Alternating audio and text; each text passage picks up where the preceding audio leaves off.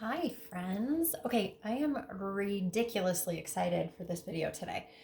So, okay, my friend Taryn posted a video not that long ago in her stories that she had made some fermented garlic cloves and honey. And like, I just felt so inspired, and she told me about this video. So I started this video watching and just went in this spiral of watching fermentation videos. But I wanted to do this for myself to create and make some fermented garlic cloves.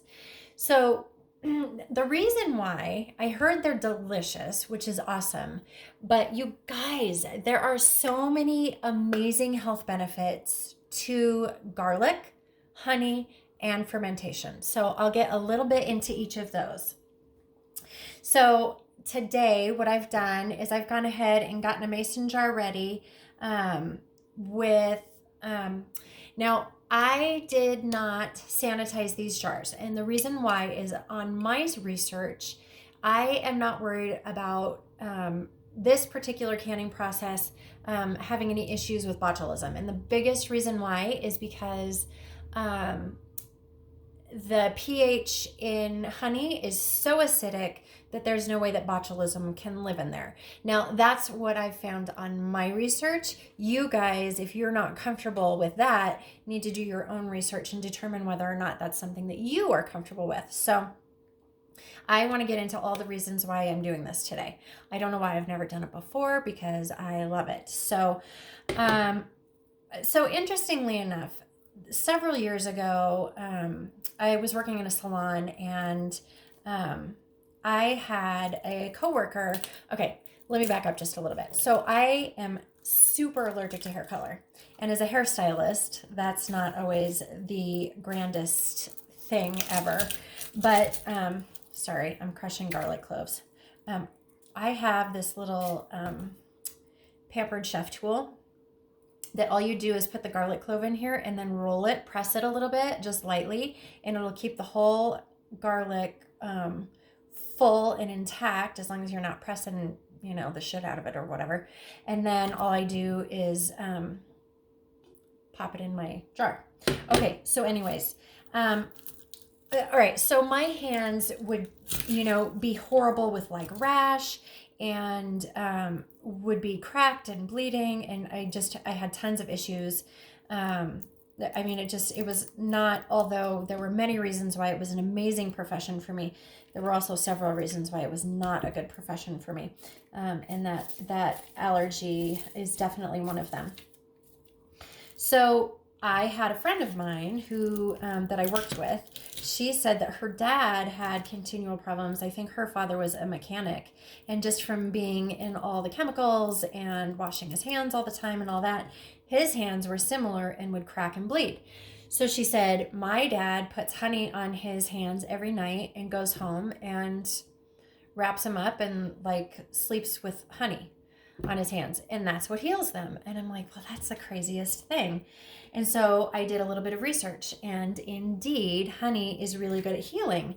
I had also used honey in the garden. Like if your plant stock, your vegetable stock snaps in half and isn't completely broken, you can actually put honey on that area that has broken and tape it together, and it will mend itself. So between the plant properties and the honey properties, it's pretty cool how healing it can be. So I started doing that on my hands when they were cracked and bleeding, and it was a lifesaver for me. So I continue this day to use honey on wound care along with essential oils, but I do use honey probably more than anything else. You can use it on burns, or if you cut yourself with a knife, or all kinds of wounds. It's freaking awesome. I used to, I would get, my knuckles would crack open. And so what I would do is I would just put a little honey on it. I would wrap it in a Band-Aid when I get home from work and I was done getting my hands wet for the day. And then I would just let it sit for as long as possible, sometimes overnight. And I would wake up the next day and my fingers would be almost completely healed. So there are miraculous healing properties in honey. Okay, so that was my initial start with honey. So now, fast forward through a little bit of research that I did with the honey, I also realized how many other properties that honey had that could be so medicinal. So there are things with honey. Honey is considered actually an antioxidant, which is interesting, right? Because it's sugar. Um, and I'm not going to get into all the details about this, but here are the property benefits to honey. So, I mean, it's a bioactive plant-based antioxidant. And so the properties that it has is some of the things that it can help with are high blood pressure, um, lowering cholesterol. It actually lowers triglycerides, which is so interesting considering the fact that it's a sugar. But then the other thing too is like it helps with wound care. You can see development of certain cancer cells that actually will be eliminated with honey. There's tons of research on this. So it decreases your opportunity for heart attack or stroke. There's just so many benefits to honey. So the other thing too with honey is if you use honey every day, you can actually begin to desensitize yourself from certain pollens because there's trace amounts of pollen inside of honey, which makes sense, right?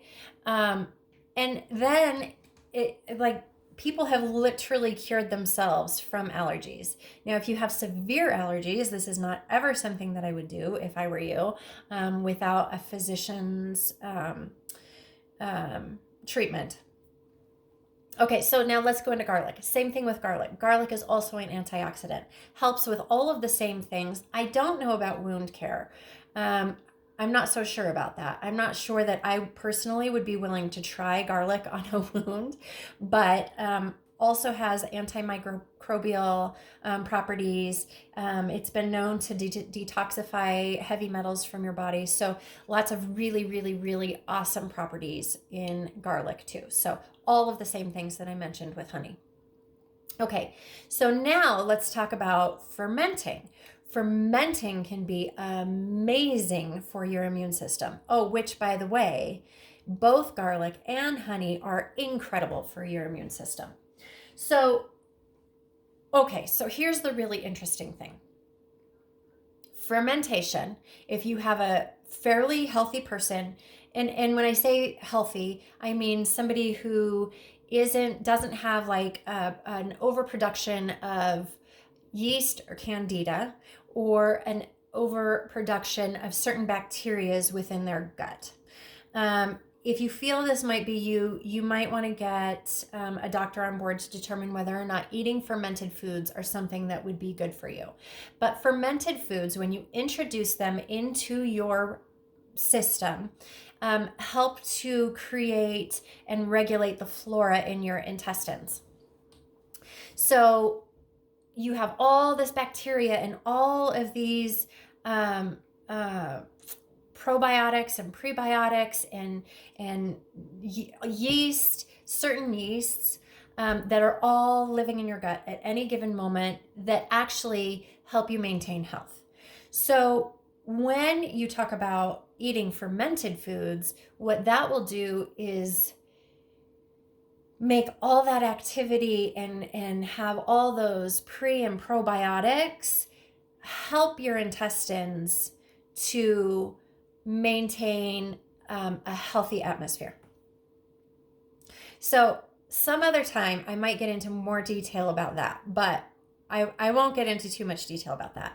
I always recommend if there's anything that you have questions about, do your own research. There's plenty of information out there. Of course, not all of the information is going to be accurate or correct because Lord knows everything that's on the interwebs is not necessarily correct. But lots of great articles, lots of great medical journals, studies, all that other stuff. So if you find the appropriate places to follow in maintaining gut health, that's very important. So let's just very quickly talk about the importance of your gut health. So, honestly, between 60 and 80% of your immune system all stems from your gut. So to maintain a healthy gut by eating the appropriate foods, getting healthy exercise, relieving a little bit of stress, deep breathing, all of those things go into ramping up your immune system and increasing the levels of gut health. So cool.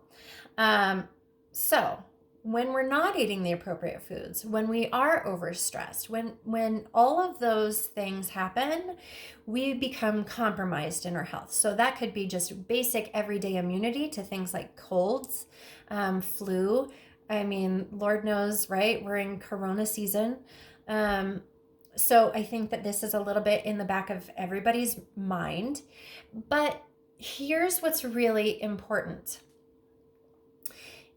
If you are able to stabilize your gut in any way, shape, or form that you can, you will be a step ahead, both with your immunity. It has a lot to do with your emotions. If you have somebody who you know that suffers from high anxiety or depression, those can also stem from your gut also. So really good bits of information that I like to share once in a while when there's time. All right, so most of the time I don't share because I know I get long-winded, and here we go. So I have all these cloves in here. I was actually hoping to make a smaller jar like this, but if I look in this particular jar, the headspace that in here is not quite enough, and so I decided to get a bigger jar. So the reason why is because this is going to ferment over the next month or so. So I am going to take a local honey in order to help with the local pollens in my area. But you could also use any type of honey as long as it is raw, organic, and unfiltered. You are good to go with honey. I like the smell of honey. I like the taste of honey too, but this one is a little bit crystallized. When honey gets crystallized, it's not bad. There's nothing wrong with it. It hasn't gone sour. It's not bad for you. In fact, honey doesn't go bad, which is very cool. Okay, so we're going to put this in the jar and just cover these cloves.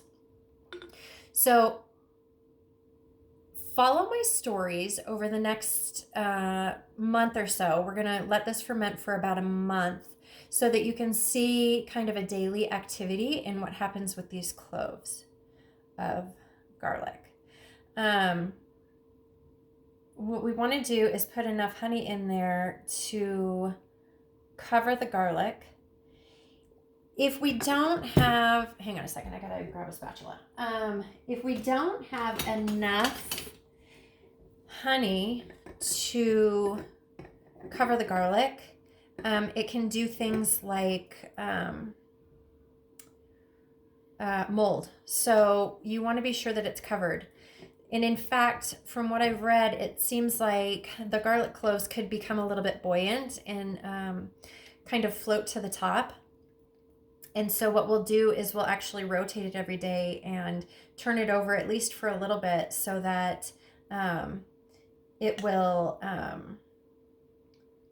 they'll just continually rotate and be covered. So, all right, so here's what's going to happen with this. Because it's going to be fermenting, it's going to create gases, and it's going to have bubbles and air that's going to pressurize in the can or in the jar. And so what we're going to have to do is keep track of it probably literally every single day in order to release the air and let those gases escape. Sorry, that honey at the bottom is really, really crystallized. So, okay, so we're going to let those air bubbles escape, and then we're just going to close it right back up and we're going to let it sit. We're going to do this over the next month. And then from what I understand, Taryn tells me, well, she didn't just tell me, she told all of the social media world that you could literally eat these like candy. Like you just take the garlic clove, eat it up in a spoon, and it's going to be delicious. So I'm looking forward to it. And then what you can do is use the honey itself for sauces or glazes. It should be delicious. So, honey is obviously a very thick, has thick properties. But what's going to happen is as this garlic breaks down and begins to ferment, it's actually going to start liquefying. So it will become a liquid state. And if you jiggle it, it literally will jiggle similar to water, a little bit thicker than water, but it should be interesting. So that's it. I'm going to put my lid on and get this closed up. I'm going to put today's date on it.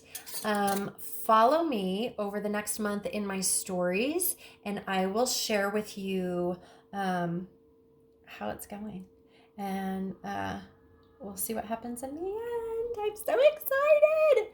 Thanks for joining me.